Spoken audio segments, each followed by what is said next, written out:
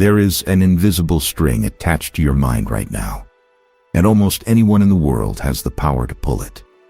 A stranger cuts you off in traffic, and instantly your heart races. A coworker makes a subtle, passive-aggressive comment, and your entire evening is ruined. Your partner uses a specific tone of voice, and within seconds, a quiet room turns into a battlefield. Have you ever stopped to realize how terrifying this is? You believe you are a free, independent person making your own choices. But in reality, your emotions are a remote control that you have willingly handed over to the rest of the world. They press a button and you react. They provoke you and you explode.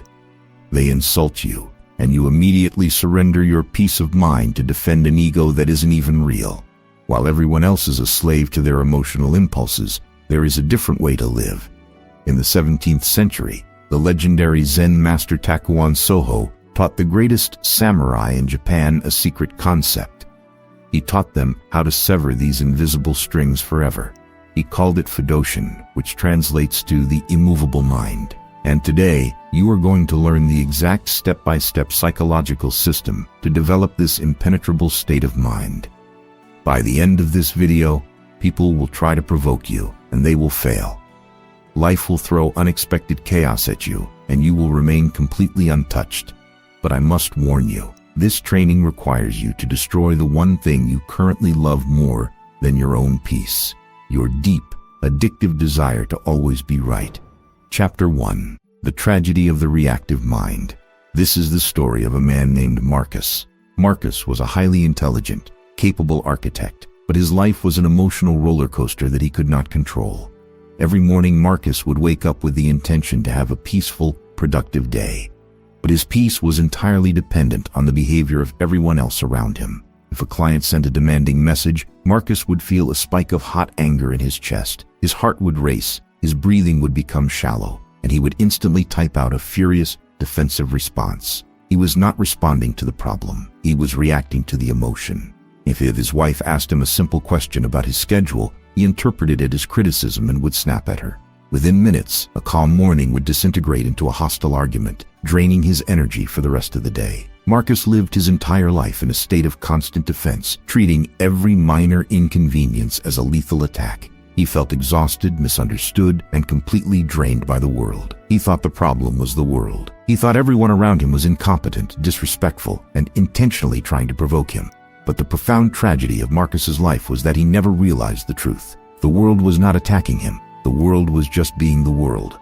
Loud, unpredictable, and entirely indifferent to his preferences. Marcus was destroying himself by demanding that the ocean stop having waves. His breaking point arrived on a Tuesday afternoon during an important meeting.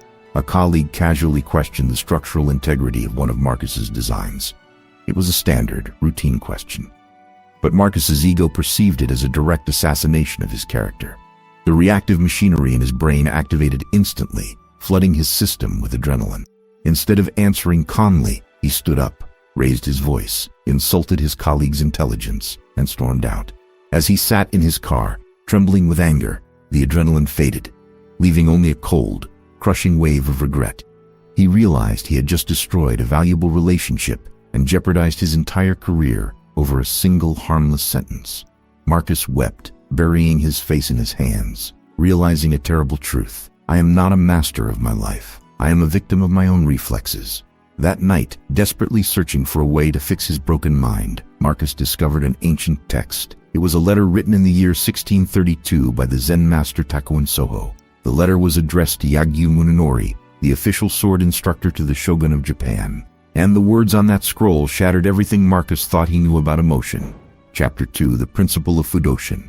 In his letters, Master Takuan explained a concept that separated amateur swordsmen from immortal legends. He called it the afflicted mind versus the immovable mind. When an amateur swordsman fights, his mind stops at every movement his opponent makes. If the opponent raises his sword to strike, the amateur's mind attaches to that raised sword. In that split second of attachment, the amateur freezes. He reacts rather than responds. His mind is captured by the stimulus, leaving him entirely vulnerable to the fatal blow. Takuan wrote, "If you put your mind on the action of your opponent, your mind will be taken by him. If you put your mind on your own sword, your mind will be taken by your own sword." Whenever the mind stops, it is defeated. This is exactly what was happening to Marcus in his daily life. When his colleague questioned his design, Marcus's mind stopped at the insult. His mind attached to the perceived disrespect. It froze in a state of defense. And because his mind stopped there, his emotions took complete control, driving him to ruin his own career. The Zen Master offered a different way. Fudoshin, the immovable mind. Fudoshin does not mean you feel nothing. It does not mean you turn into a lifeless stone. It means your mind flows like water. It registers the stimulus, but it never attaches to it. If someone insults you, the immovable mind hears the words, understands them, and lets them pass through without sticking. A master swordsman sees the opponent's blade rising, but his mind does not stop at the blade. His mind fills his entire body, remaining fluid, ready to counter without thought, without anger, and without fear. Marcus read this and felt a profound realization strike him like lightning. He had been giving away his mind to every email, every traffic jam, and every careless word spoken by others. To gain control, he didn't need to change how other people spoke to him. He needed to change how his mind processed the incoming strikes. But how? How do you stop your mind from freezing when someone attacks your ego? Chapter 3. The Gap Between Stimulus and Response. Marcus began to practice the Zen art of observation. He learned that the root of all reaction is the failure to recognize the gap. In modern neuroscience, we know that there is a fraction of a second between an external trigger and your internal response. In untrained individuals, this gap does not exist. The trigger and the response are fused together into one explosive action. Someone says, "You're wrong," and instantly, the mouth opens to shout, "No, you are." But Zen monks spend decades meditating simply to widen this gap. They train themselves to observe a thought arriving in the mind without immediately acting on it. Marcus started his training with the smallest possible irritations. He decided that for 1 week, whenever he felt a surge of annoyance, he would do absolutely nothing for 3 full seconds. The first test came on a Wednesday morning at a local market. A man bumped roughly into Marcus's shoulder and kept walking without apologizing. Immediately, the heat of anger flared in Marcus's chest. His jaw clenched. His mind screamed, "Say something." But Marcus remembered the rule. He forced himself to freeze. 1 second. The anger peaked, burning his throat. 2 seconds. He noticed that the man was already 10 paces away, rushing frantically. 3 seconds. The heat in Marcus's chest began to cool. The urge to yell suddenly felt absurd and unnecessary. He breathed out, relaxed his jaw, and continued walking. It was a tiny victory, but to Marcus, it felt like moving a mountain. For the first time in his life, he had felt an emotion and consciously chosen not to obey it. He had established himself as the master and his emotions as the passing weather. A renowned psychologist who studies emotional regulation confirms exactly what ancient monks knew. When you are triggered, the amygdala, the primitive fear center of your brain, hijacks your nervous system.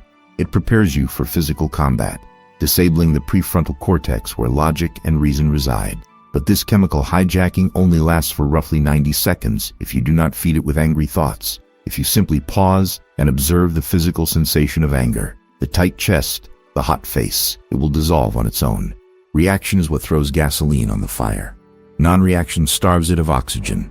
Chapter 4. The Illusion of Offense. As Marcus mastered the 3-second pause, he realized something deeper was needed. Pausing stopped the outward explosion, but he was still feeling the painful strike of insults internally.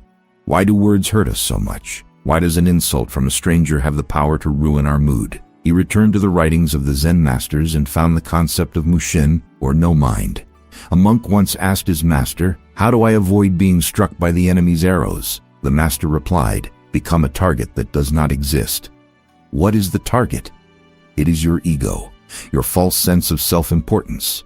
When someone insults you, they are not actually striking you. They are striking the image you hold of yourself. If you believe you are a flawless, highly respected genius, and someone calls you foolish, the arrow hits the image and shatters it. The pain you feel is not from the words. It is the pain of trying to hold your shattered ego together. If you drop the ego, there is nothing for the insult to hit. It passes through empty space. Marcus tested this philosophy during a tense negotiation with a difficult client. The client grew frustrated and said, "You clearly don't know what you're doing. This is amateur work."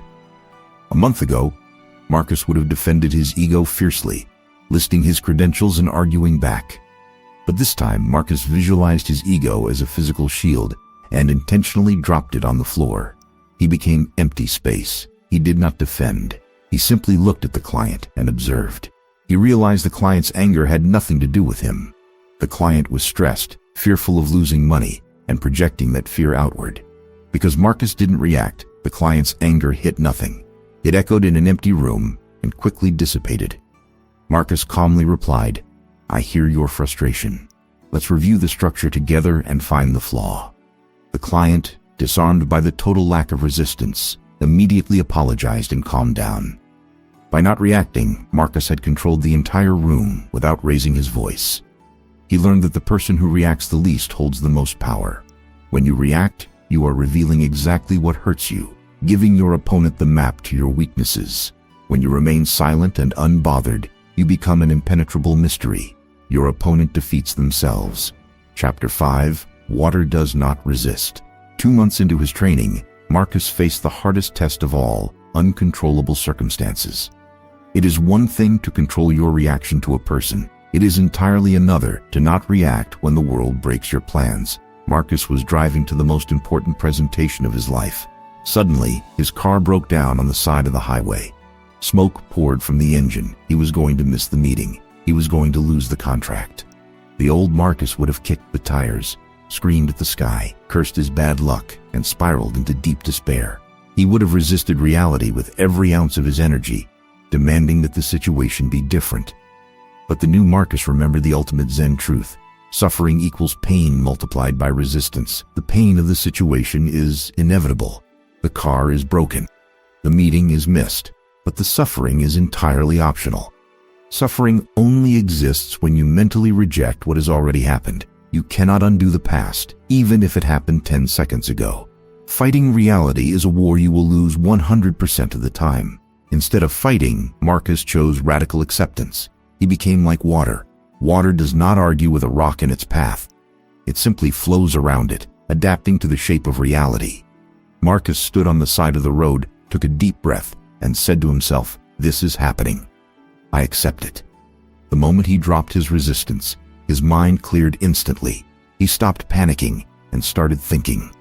He called his client, explained the situation calmly without excuses, and asked if he could present via video call from his phone.